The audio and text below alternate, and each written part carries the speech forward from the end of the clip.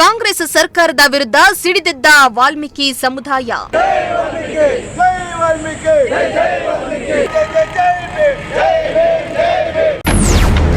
ವಿವಿಧ ಬೇಡಿಕೆಗಳಿಗೆ ಆಗ್ರಹಿಸಿ ತುಮಕೂರಿನಲ್ಲಿ ಪ್ರತಿಭಟನೆ.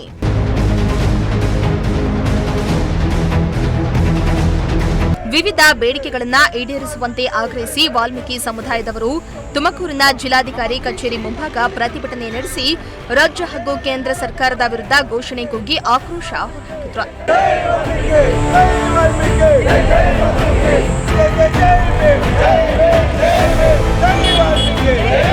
ಇನ್ನು ಪ್ರತಿಭಟನೆಯಲ್ಲಿ ಭಾಗವಹಿಸಿದ್ದ ವಾಲ್ಮೀಕಿ ಸಮುದಾಯದ ಮುಖಂಡರು ಕೈಯಲ್ಲಿ ಅಂಬೇಡ್ಕರ್ ಹಾಗೂ ವಾಲ್ಮೀಕಿ ಅವರ ಭಾವಚಿತ್ರಗಳನ್ನು ಹಿಡಿದು ಸರ್ಕಾರದ ವಿರುದ್ಧ ಘೋಷಣೆ ಕೂಗಿ ಅಸಮಾಧಾನವನ್ನ ಹೊರಹಾಕಿದ್ರು.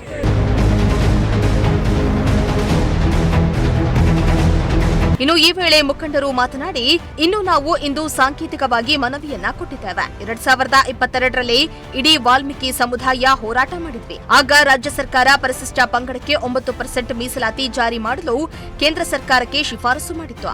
ಆದರೆ ಇಲ್ಲಿವರೆಗೂ ಯಾವುದೇ ಮೀಸಲಾತಿ ಜಾರಿ ತಂದಿಲ್ಲ.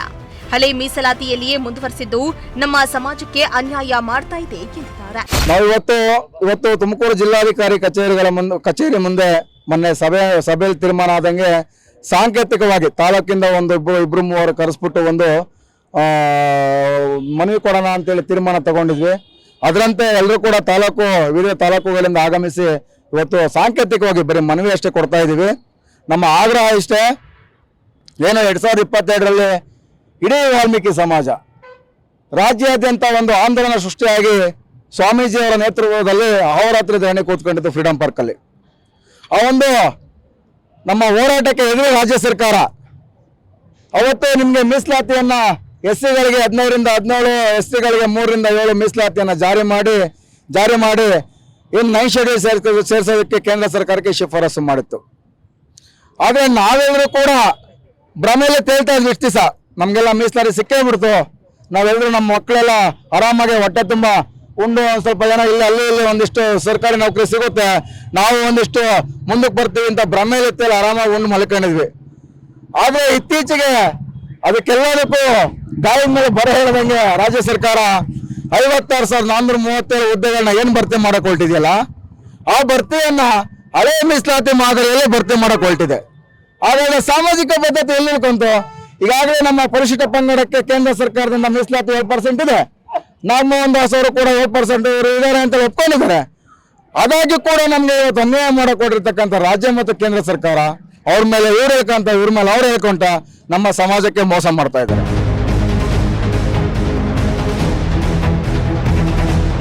ಇನ್ನು ಕರ್ನಾಟಕ ರಾಜ್ಯ ಸರ್ಕಾರವು 2022ರಲ್ಲಿ ಪರಿಶಿಷ್ಟ ಜಾತಿಯ ಮೀಸಲಾತಿಯನ್ನ 15%ರಿಂದ 17%ಗೆ ಮತ್ತು ಪರಿಶಿಷ್ಟ ಪಂಗಡದ ಮೀಸಲಾತಿಯನ್ನ 3%ರಿಂದ 7%ಗೆ ಹೆಚ್ಚಿಸಿದ್ರು.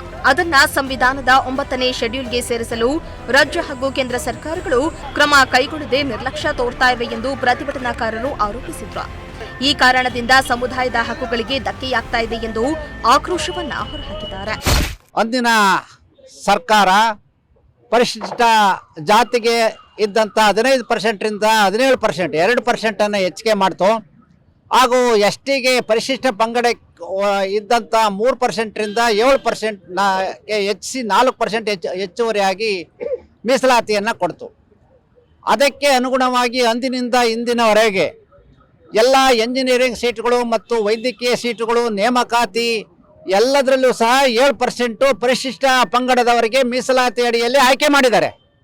ಆದರೆ ಇವತ್ತು ಇದ್ದಕ್ಕಿದ್ದಂಗೆ ಏಕಾಏಕಿ ಕಾಂಗ್ರೆಸ್ ಸರ್ಕಾರ ಇವತ್ತು ಏನು 7% ಇದ್ದದ್ದನ್ನು 3%ಗೆ ಇಳಿಸಿ 17% ಇದ್ದದ್ದನ್ನು 15%ಗೆ ಪರಿಶಿಷ್ಟ ಜಾತಿಗೆ ಇಳಿಸಿ ನೇಮಕಾತಿ ಪ್ರಕ್ರಿಯೆಯನ್ನು ಪ್ರಾರಂಭ ಮಾಡಬೇಕು ಅಂತ ಹೇಳಿ ಕ್ಯಾಬಿನೆಟ್ನಲ್ಲಿ ತೀರ್ಮಾನಗಳನ್ನು ತೆಗೆದುಕೊಂಡು ಈಗ ಖಾಲಿ ಇರ್ತಕ್ಕಂಥ 56,732 ಹುದ್ದೆಗಳನ್ನು ತುಂಬಲಿಕ್ಕೆ ಇವತ್ತು ಅಧಿಸೂಚನೆಗಳನ್ನು ಹೊರಡಿಸ್ತಾ ಇದ್ದಾರೆ.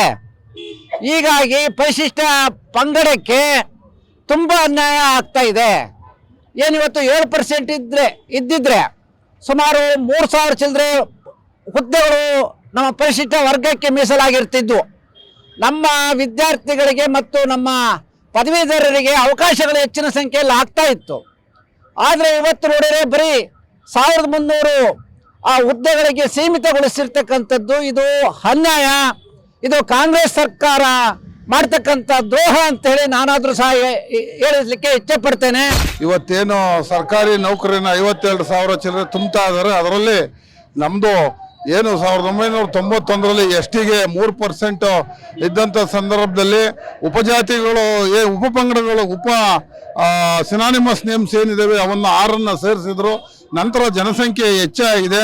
ನಮ್ಮ ಜನಸಂಖ್ಯೆಗೆ ಅನುಗುಣವಾಗಿ ಏನು 3ರಿಂದ 7ಕ್ಕೆ ಹೆಚ್ಚಿದರೆ ಆ ರಿಸರ್ವೇಷನ್ ಕೊಟ್ಟು 7% ಅಲ್ಲಿ ಈ ST ಸಮುದಾಯ ಮತ್ತು SC 15ರಿಂದ 17%, 24.1 ಏನಿದೆ ಆ ರೀತಿ ಆಯ್ಕೆನ ಸರ್ಕಾರದವರು ಮಾಡಬೇಕು. ಇವತ್ತು 52,400 ಚಿಲ್ಲರೆ ಏನು ತುಂಬ್ತಾ ಇದ್ದಾರೆ. ಅದರಲ್ಲಿ ಈ ರಿಸರ್ವೇಷನ್ ಹೆಚ್ಚು ಮಾಡ್ದಲೇ ಏನಾದ್ರು ತುಂಬಿದರೆ ಈ ವರ್ಗಗಳಿಗೆ ಸಾವಿರಾರು ಸಂಖ್ಯೆಯಲ್ಲಿ ಉದ್ಯೋಗಗಳು ನಷ್ಟ ಆಗ್ತವೆ. ಹಂಗಾಗಿ ಆ ನಿಟ್ಟಿನಲ್ಲಿ ಇವತ್ತು ಏನು ನಮ್ಮ ರಿಸರ್ವೇಷನ್ ಹೆಚ್ಚಿದ್ದಾರೆ 3ರಿಂದ 7ಕ್ಕೆ ಮತ್ತು SCನ 15ರಿಂದ 17ಕ್ಕೆ ಏನು ಹೆಚ್ಚಿದ್ದಾರೆ ಅದೇ ರೀತಿನೇ ಸರ್ಕಾರ ಒಂದು ಆಯ್ಕೆ ಪ್ರಕ್ರಿಯೆಯನ್ನು ಮಾಡಬೇಕು. ಮತ್ತು ಅದಕ್ಕೆ ಕಾನೂನುಬದ್ಧವಾಗಿ ಏನು ಶೆಡ್ಯೂಲ್ 9ನಲ್ಲಿ ಸೇರಿಸ್ಬೇಕೋ ಅದನ್ನು ಸೇರಿಸೋಂಥದ್ದನ್ನ ಎಲ್ಲ ಪಕ್ಷದವರು ಸೇರಿ ಎಲ್ಲ ಪಕ್ಷದವ್ರನ್ನು ಕೂಡ ದೆಹಲಿಗೆ ಕರ್ಕೊಂಡು ಹೋಗಿ ಒಂದು ನಿಯೋಗನ 9 ಶೆಡ್ಯೂಲ್ಗೆ ಸೇರೋ ಅಂಥದ್ದು ಮಾಡಿ ಮತ್ತು ಹೆಚ್ಚು ರಿಸರ್ವೇಷನ್ ಹೆಚ್ಚಿಸಿದ್ದಾರೆ. ಆ ರೀತಿನೇ 3ರಿಂದ 7ಕ್ಕೆ 15ರಿಂದ 17ಕ್ಕೆ ಏನೈತೆ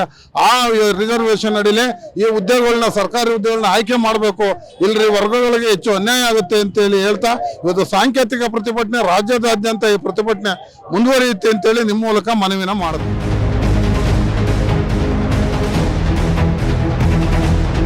ಇನ್ನು ಎಲ್ಲಾ ಬೇಡಿಕೆಗಳನ್ನ ಸರ್ಕಾರ ಶೀಘ್ರದಲ್ಲಿಯೇ ಈಡೇರಿಸಬೇಕೆಂದು ಒತ್ತಾಯಿಸಿದ ಪ್ರತಿಭಟನಾಕಾರರು ಒಂದು ವೇಳೆ ನಮ್ಮ ಬೇಡಿಕೆಗಳು ಈಡೇರದಿದ್ದರೆ ರಾಜ್ಯಾದ್ಯಂತ ದೊಡ್ಡ ಮಟ್ಟದ ಹೋರಾಟ ನಡೆಸುವುದಾಗಿ ಸರ್ಕಾರಕ್ಕೆ ಎಚ್ಚರಿಕೆಯನ್ನ ನೀಡಿದ್ದಾರೆ.